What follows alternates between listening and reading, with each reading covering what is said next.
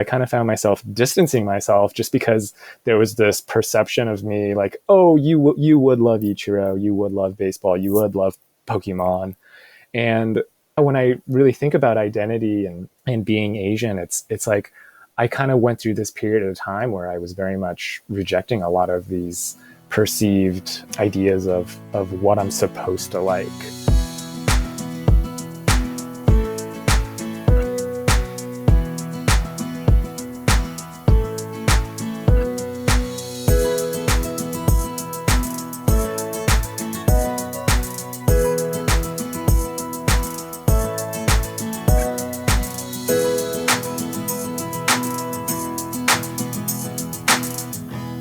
Hello, everybody, and welcome back to Misshelved, your biweekly dose of bookstore love. I'm your host, Nicole Brinkley, and every now and then we get an episode where after we record it, I think about how honored I am to have been a part of that conversation at all, and today is one of those episodes. For those of you who are new to the podcast, welcome. Every 2 weeks, I introduce you to an independent bookseller in conversation with an author they love. This week's bookseller is Kalani Kapahua. Hi, my name's Kalani Kapahua. I am a bookseller with Third Place Books in Seattle, Washington. I am the store manager of our Ravenna location. Kalani is in conversation with the wonderful Tae Keller. Hi, I'm Tae Keller. I am the author of The Science of Breakable Things, When You Trap a Tiger, and most recently, Jennifer Chan is Not Alone.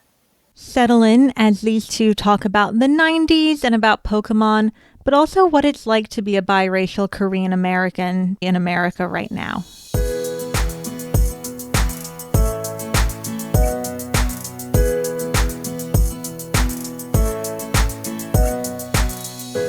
All right. Well, hi, Tae. It's so nice to get the opportunity to talk with you. We met briefly just a month ago at the Chuck Klosterman event up in Lake Forest Park.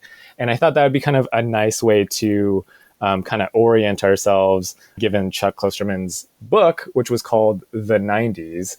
And my lead question to get us kind of in, and hopefully I can kind of segue this into our conversation here. But I was just kind of curious what you thought of the event as a whole, if you had read the Chuck Klosterman, the 90s book, and then see, like, when it comes to the 90s, I think we're about the same age and everything. So I was kind of curious, like, what are maybe some of the pivotal little memories that you have about the 90s?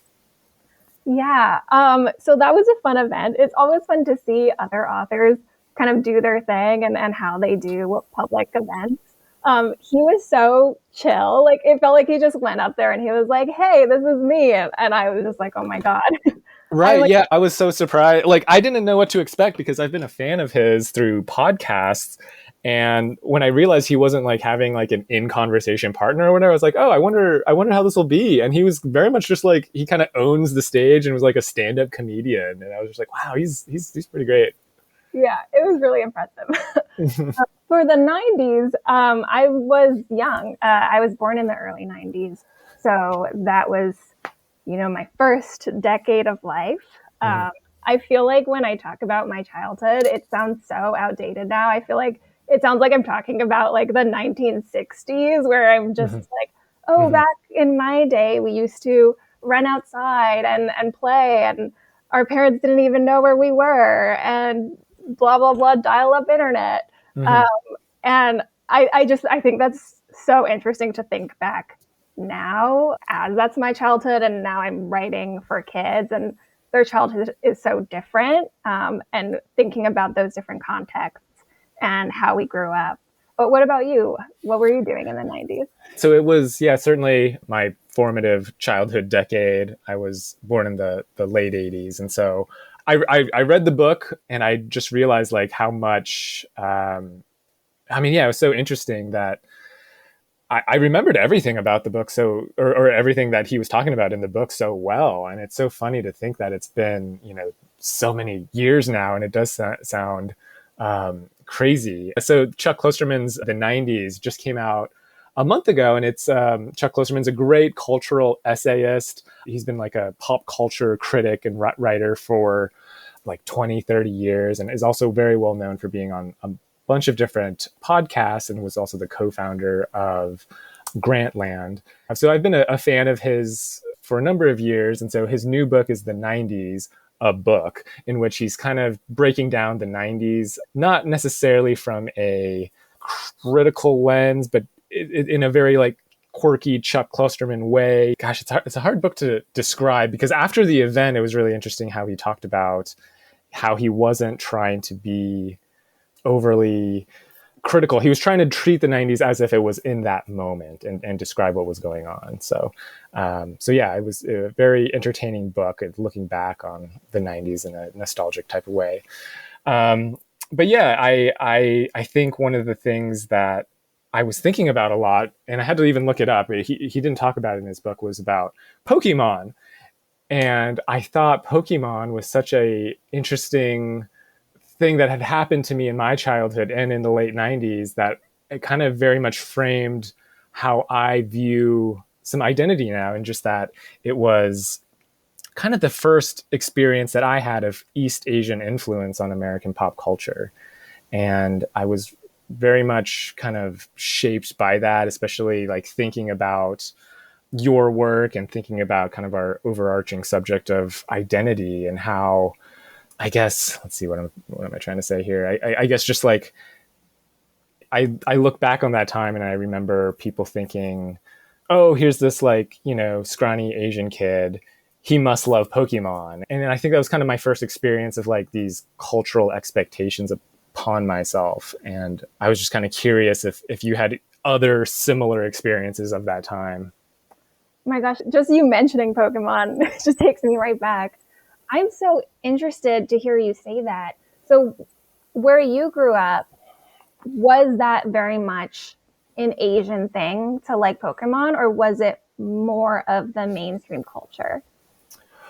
Right, yeah. And that's what I'm also really curious to talk with you about further, just like you growing up in Hawaii. And I grew up here in the Seattle suburbs. And I feel like obviously the rise of Pokemon was like an everywhere thing, especially if you were a middle schooler. Like there was hard to escape between the TV show, the Game Boy video game, the card games, like the movie that eventually came out. It was such a big thing that there was just like an expectation, like, oh, if you're, young, of course you like Pokemon. And just the image of Pikachu being like everywhere on binders and Peachy folders. And it was, yeah, hard to escape. So I'm curious about, yeah, what maybe in Hawaii the response was. But I think overall, like, especially in that moment, I don't associate it being strictly like an Asian thing. But I remember like looking back on it, I do remember there being this underlying like, oh, of course you do,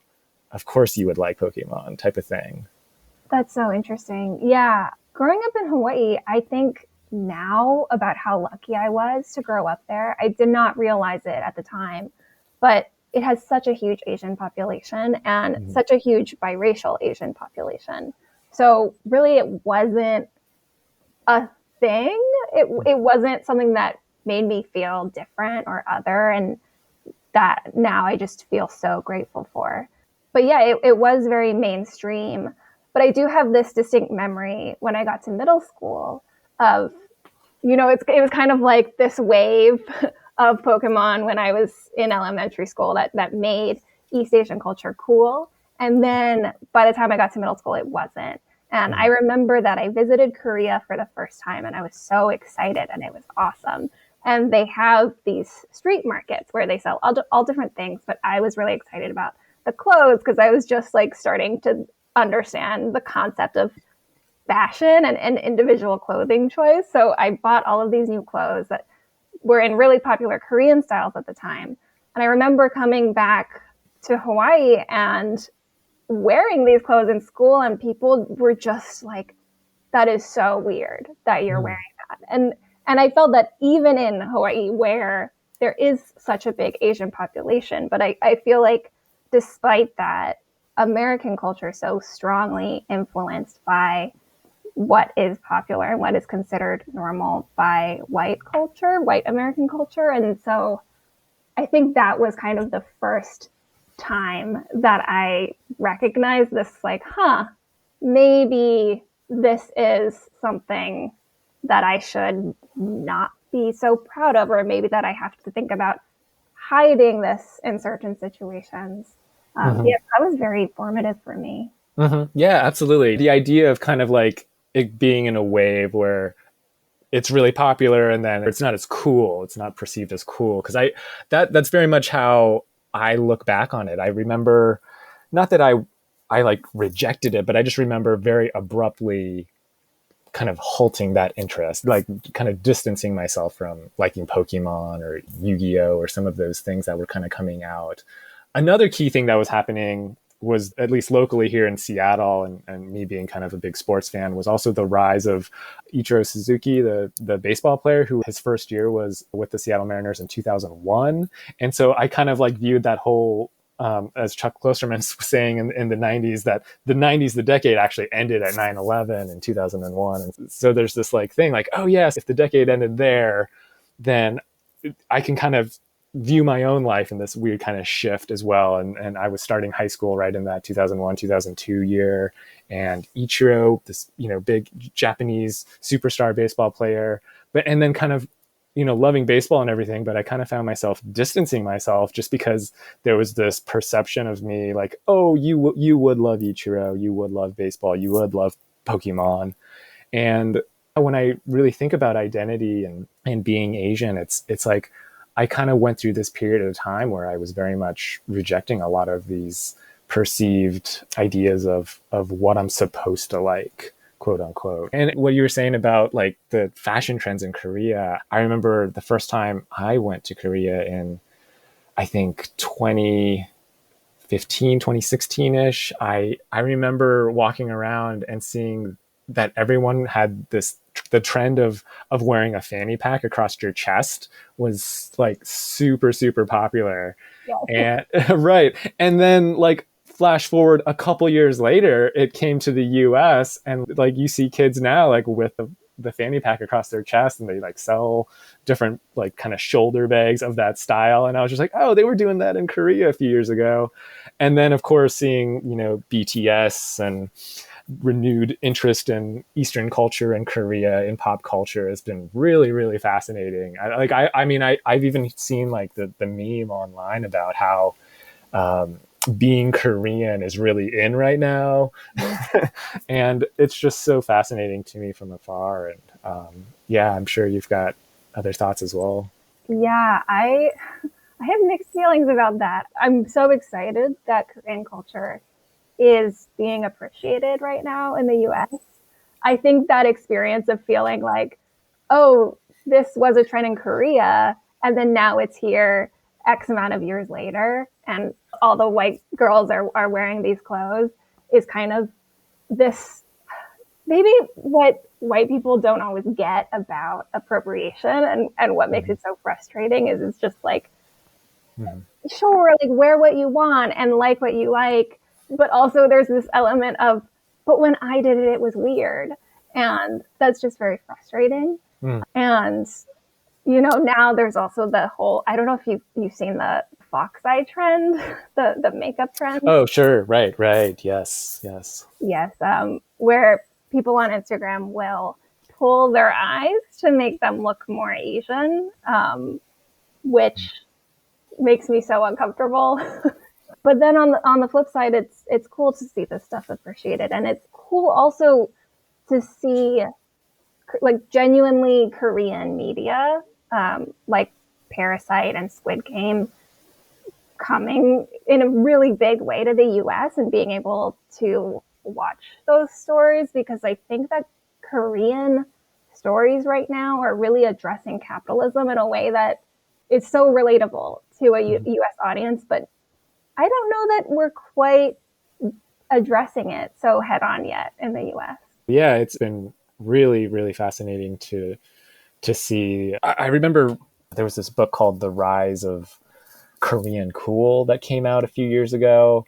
I'm blanking on the author's name, but man, it was this great deep dive on like K-pop and how just the Korean entertainment industry just is so focused on creating, and that they kind of like manufacture these like music pop groups with young children by the time they're like 5 years old. And it was very like conflicting to hear that these kids kind of have their whole lives mapped out for them. Yeah, that's really interesting. I was also reading about the idea that Korea now, with that whole K-pop idea and also other forms of media, is really considering media as one of their major cultural exports. And I think it's interesting to think of a real culture as a product, and that is capitalism, I guess. Which, Right. yeah. So yeah, I've been reading through the newsletter that you create on your website, and I saw that you had addressed the subject of being biracial on a couple of your newsletters, and I saw the one earlier today. I was reading through it, and you talked about how the subject of race you didn't really think about until you got to college, really.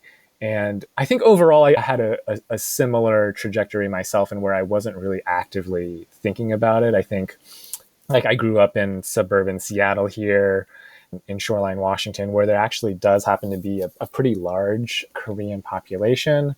And so it really wasn't something I actively thought about, or I wasn't really aware of like the greater subject of race until probably late high school, early college myself. But I thought there was a lot of interesting overlap about how it wasn't until you moved to the East Coast for college, I think. And so putting those pieces together, I was just kind of curious what was maybe the instance when you first got to college that made you actively think about the subject of race.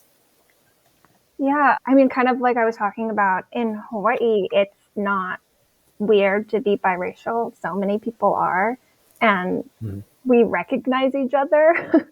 But the biracial population in the mainland US is very small. And so that's not something that a lot of people are very familiar with.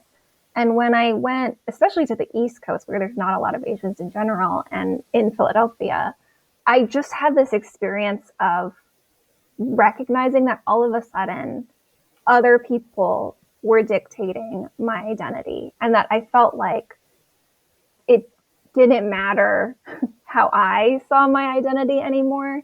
It was all about what kind of box other people were putting me into.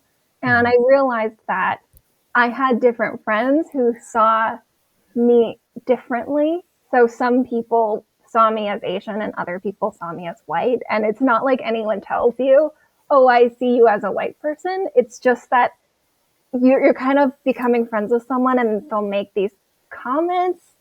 And I started to be able to recognize when people were seeing me as different, as either white or Asian. And that was such a jarring experience to feel like in different contexts, suddenly I felt like a different person to people.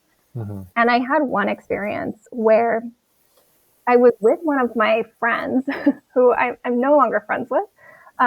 But he started talking about Asian people and just went on this whole rant about how boring Asian people are. And I just stopped him and I was like, I'm Asian. And he just looked at me and he was like, oh, well, not you, obviously. I mean, FOB Asians. And it was horrifying. It was this total, realizing what some white people say when they think it's only white people in the room. And when I told him I'm Asian, I could see the way that he looked at me change. And that was so unsettling. I think after that point, I felt like I wanted to take back my identity and my understanding of myself. And I kind of swung in the other direction where I felt like I was just proclaiming to everybody that I met that I was Korean. Like I was being so needy about saying like, I'm Korean and, I like these Korean things. And I need you to know who I am so that I am taking back my identity and it's not in other people's hands. Yeah. It's funny. Yeah, you share that story, and because that's kind of the memory I have myself is very similar to that. When I was in high school, the area I lived in, there were quite a few Asian Americans, and so when I kind of transferred into a public high school, I kind of had a couple groups of friends. I had, a bunch of white friends, and then I had some Asian friends. And then I remember like the way some of my white friends would kind of like talk about like the Asians in our school. And it was always like oh, you're not really Asian. You're not like them. You're not like the FOB Asian, the fresh off the boat Asian, which is very much like in that moment, I kind of like, oh, and I was like, yeah, you're right. I'm really not. As like an adopted Asian, I didn't really see myself as some of these other Asians that were in our school, and who were learning English as a second language. And I mean, some of them I certainly became friends with later. It made sense to me because it was like, I'm not really like those other Asians, but when you're young, you don't really get that. And like I said, I kind of went through this period of time of rejecting these perceived ideas of what it meant to be Asian. And what it meant to be Asian was that you love Pokemon and anime and all these things that I didn't really see myself in. And so it was a really interesting time, which I think is also kind of a great little segue into your new book, Jennifer Chan is Not Alone. I feel like you really captured that feeling of the social standing in school and being torn between worlds. And I was able to really kind of connect with Mallory's experience. And I love that. Thanks. Yeah, I think that feeling feels very true in this racial identity idea, but also in all kinds of identities, and especially in middle school, where it feels so clique driven. Like you have to find your label, and that's who you are, and that's who you have to be, and you have to choose between different friends. So I was really trying to bring that feeling in. I have a question for you, kind of about what you've been saying about how you were rejecting those ideas of Asian stereotypes and who you were supposed to be. Mm. I know that you're also a writer. I'm wondering, in your kind of early writing life, if you wrote characters that shared an identity with you, or if you were writing white characters. Yeah, that's a great question that I've actually just been thinking about more this week. I was just at a great Hugo House event where Matthew Salasis was the speaker, and he has a great new book called, oh shoot, I'm kind of blanking on the full title of it. In the real world, it's really good. Right. Yeah, exactly. And then I got to like talk with him a little bit after the event, and how he has, I don't know if I can say it, but his next project that he's working on involves the basketball player Jeremy Lin. And in my writing program, one of the stories that I wrote was about Jeremy Lin, who was, a New York Knicks basketball player who created this whole like Lin sanity moment, which was very this kind of flash in the pan moment culturally, where he just kind of emerged from nowhere and became an NBA superstar seemingly overnight. And there was this like 3-week period where he was just one of the top NBA players, just like out of nowhere. And of course, he's Asian American, which was further like this weird, like, whoa, where did this guy come from? This doesn't make any sense. And so I wrote a story about Jeremy Lin as it was going on, knowing that it was very much this kind of brief moment in time that we were all experiencing, knowing that, oh yeah, this is just a quick thing. We'll forget about this in a few years. And basically it was kind of a story about everyone having like a 15 minutes of fame type of thing. And I remember writing it, and my writing advisor just told me like, oh, you have to submit this story. This is great. This is amazing. And I look back on it, and that was like really the first time I really explored writing about an Asian American character. And so like looking back on that in hindsight, it's like, oh, well, no wonder that was maybe some of my strongest writing. I was writing about something I genuinely experienced, and it was very like real and true to me as someone who was obviously Asian American, who played sports a lot. I played basketball. I was using, in the sport of basketball, there's obviously a lot of trash talk. I was using lines of trash talk that people had told me while playing basketball. So it was just like, of course, this is my strongest piece of writing. And it was just like, oh, and now I look back on that and I was like, why didn't I try to write Asian American characters. And that's something I still kind of grapple with now. And I mean, I'm not actively writing more, or anymore, but I think that is something I clearly want to explore and need to explore and should explore. And yeah.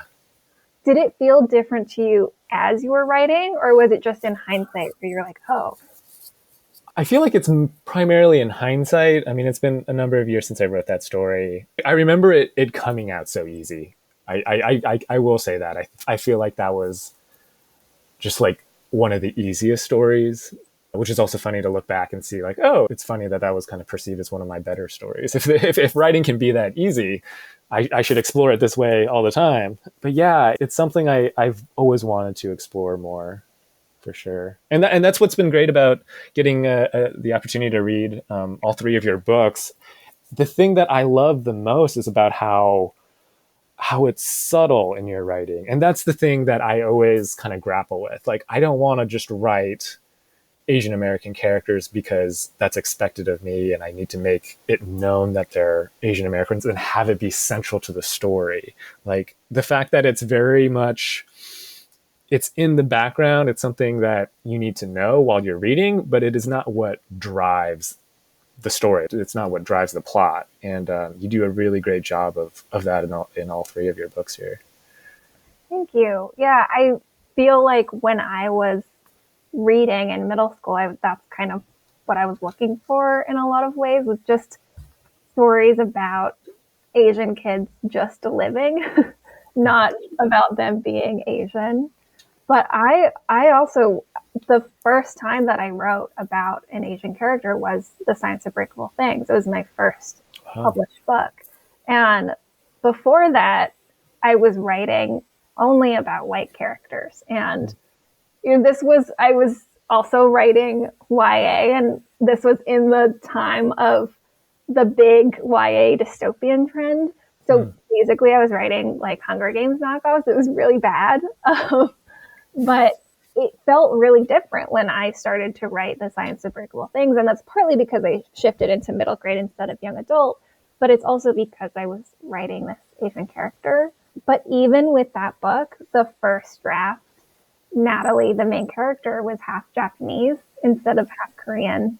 And my mom read that draft and she was just like, this is good and you should try to publish this, but she can't be Japanese. She has to be Korean. And I think she kind of explained to me that, and I knew about the history between Japan and Korea, but she had been writing about Korean culture and she's published. And she was like, if you, a Korean author, write about this Japanese character as your first book, it would be almost like a betrayal to the Korean community because the history is so violent between those cultures. And I think she was right. And I'm really glad that I did change. But that change was kind of like a double-edged sword in some ways, because the reason that I had written this step removed from my real identity was because I felt like I needed that distance. Like, I didn't want to be too close to my character, both as I was writing it and also if I was thinking about publishing it. And I think switching so closely aligned with my real identity made it so that I could be a lot more honest and authentic in the writing. But it also has this effect of people reading it and just thinking that's me. Right.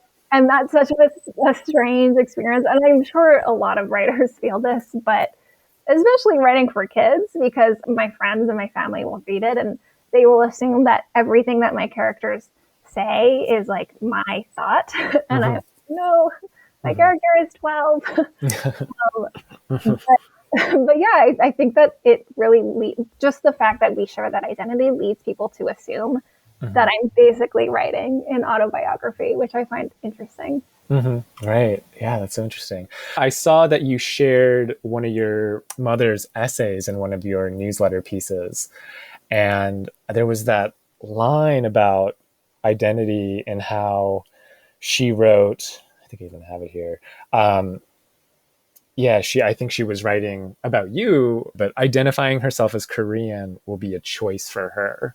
And that is something I've been thinking about a lot since I have a 1 year old biracial Korean girl now. And that's also been why, like, reading your three books has just been this like really special moment for me right now. I don't typically read much middle grade stories, but yeah, the fact that there are biracial characters, then it's like, gosh, like in a couple of years, my daughter can read these books and actually like see herself in a way where I mean, like when I was that age, I certainly didn't really experience reading like Korean American stories the way there's more opportunities and more published books now. And so it really made me so appreciative of your writing. And I even saw you've updated your author bio to include how you are writing biracial girl characters trying to find their voices. And I was just like this moment of like, oh my gosh, like this is such a great moment to be able to have these stories right now.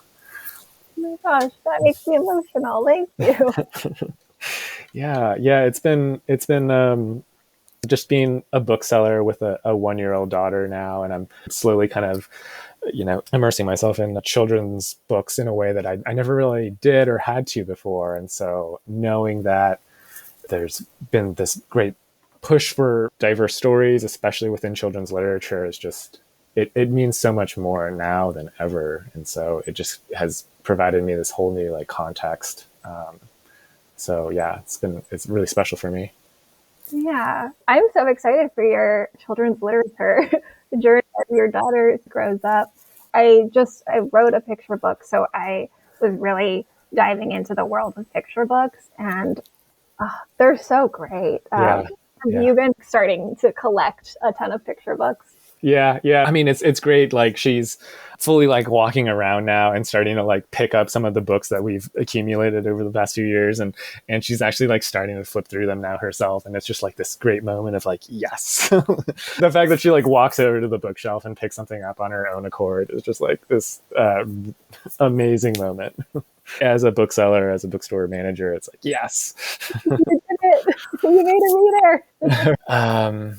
I guess talking about your book more, another thing that I found really touching was this very beautiful like author's note that you have at the end of your book, and talking about how you connected with the characters and how this was something that happened to you. We're recording this before the release of Jennifer Chan is Not Alone, but I guess it just kind of curious if you can kind of talk about where you were when you decided that you want to write this book and tell this story. Yeah, so the book is about bullying, and it is largely inspired by an experience that I had being bullied in middle school. And one event specifically, which kind of revealed in the book. But that experience of being bullied has stayed with me for a long time in ways that I think I didn't even really realize, that I kind of repressed until I started writing about middle school. And all of those memories kind of came back to me. And then I was thinking about how much it still affects me, and how much I think, everyone's childhood still affects them. And as soon as I knew that I was publishing my first book, and I knew that I was launching this career in middle grade, I knew that I wanted to write a story about bullying, but I did not know how. And I was really nervous to come back to that, and about all of these emotions that it would bring up again. And it also, I was thinking about the bullying books that I was gravitating towards when I was in middle school. And I really appreciated those books and I needed them. But I felt like when I was reading books about bullying or mean girls or, social dynamics, what I would look for when I would read was what everyone's label was. And this kind of goes back to what we were talking about. But I felt like these books kind of reinforce the idea that there's the victim, there's the head mean girl, there's the follower and the sidekick, and everyone has their role and their place, and there are good kids and there are bad kids. And I wanted to know like where I fit into everything. And try to understand what happened to me in the context of understanding the roles that everyone was playing. And in hindsight, I think that I I understand why I was trying to make sense of it. And so that was my idea of how to make sense of things. But I don't think that that was a healthy or productive way for me to be making sense of things. And so when I knew that I wanted to write a book about bullying, I knew that I wanted it to be really more than a book about bullying. I wanted it to be a book about how to exist in the world, how to be a person and how to be a good person, and how sometimes that's really challenging. And sometimes good people do bad things. And how do we move forward from that? And how do we forgive ourselves? And how do we forgive each other? And really recognizing that there are no set labels or roles. And we're all just people trying to exist and trying to figure it out and making mistakes and trying to make things better. And that is kind of the idea and the story that I wanted to add to bullying literature. And I hope that I did that. And I hope that, kids who are maybe in the same place that I was at that age can find this book and kind of find a way out of those roles and those labels, and can understand themselves as bigger than just these small boxes that the middle school social structure sometimes puts them in. Mm-hmm. Absolutely. Yeah, that's so well said. Yeah, I know it definitely took me back to my middle school experience. And I think in the advanced reader copy edition I have, in the little editor note at the beginning, there's a perfect line that your editor wrote that describes that whole everything. 7th grade is the hardest year of my life.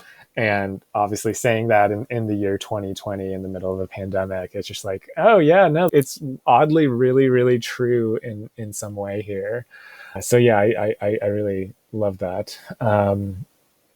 So yeah, we are out of time. You can visit me on social media. On my Instagram page, I am kalani.k. I'm also at my name is K on Twitter. You can also find me at thirdplacebooks.com. I'm the store manager of our Ravenna store location. I am on Twitter and Instagram, just at Tae Keller. You can find me at taekeller.com. That's also where you can find links to my newsletters that we kind of mentioned earlier. Yeah, this was really fun. Thank you for talking with me. Yeah, this was great. Thank you so much. This was a lot of fun. Thank you all so much for listening, and thank you to Kalani and Tae for taking the time for that incredible conversation. I was so honored to be able to listen to that and then listen to it again during the editing process. If you enjoyed this podcast, and we hope you do, don't forget to follow Tae and Kalani on social media, but also you can follow the podcast at Misshelved Pod. We are phasing out our Patreon in an attempt to give me more time to actually read books and not just, constantly be posting about other people's books. So social media is the best way to support us, or by subscribing wherever you get your podcasts and by rating it, both Spotify and I believe Apple. Accept ratings, hit that little 5-star button, let the algorithm know you like it. We'll be back in a couple of weeks with another episode. Until then, happy reading.